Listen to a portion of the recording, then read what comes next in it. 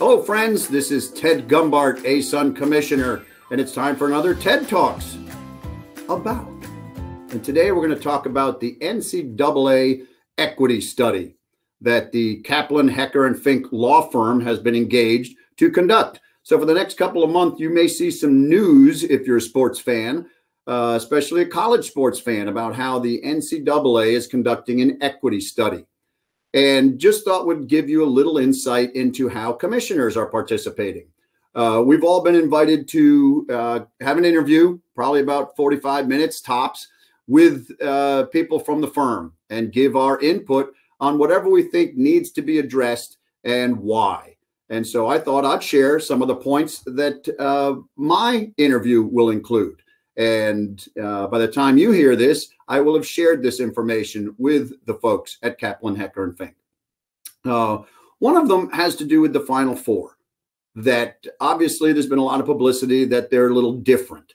And one of the ideas that's been shared is, why don't we do the Final Four together at least one time? Let's try the men and the women. We've done divisions 1, 2, and 3 all together, and that was in Atlanta. And there's a few places that have enough capacity for hotels, for facilities, for all of the auxiliary events that are going on, including the coaches' conventions. There's a few places that have capacity. And so why don't we look at that?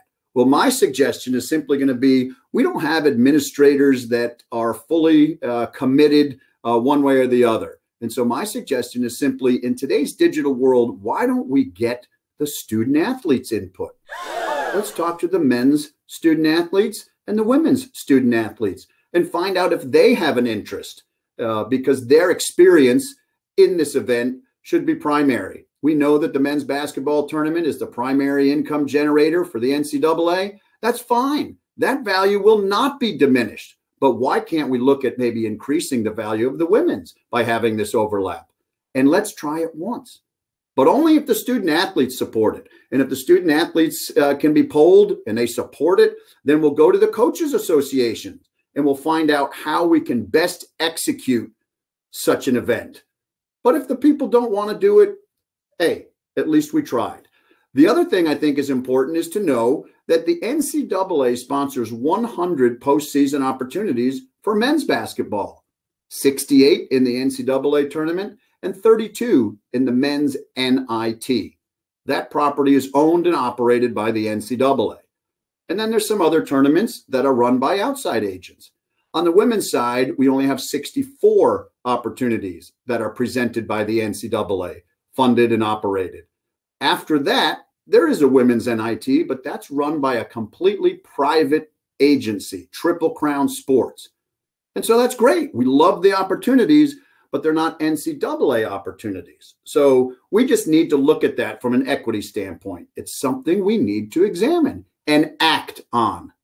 We've got reports from 2006. We've got reports from 2012. We got reports from numerous task forces and committees and ad hoc study groups.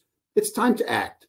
So we look forward to contributing to the discussion. And at one point, we had a proposal about how we could change the format of the tournament, and whether we expand the number of schools or we change the way they're matched up and where they play the first round. I think there's some reasons that women's basketball should be different from men. Equity doesn't mean we have to mirror every step of the way. There's a different audience. We need to play to that audience and grow that audience, and the overlap will be there. But we need to grow the women's basketball audience to get the full value of that event, and we owe it to the student athletes. That's our primary responsibility.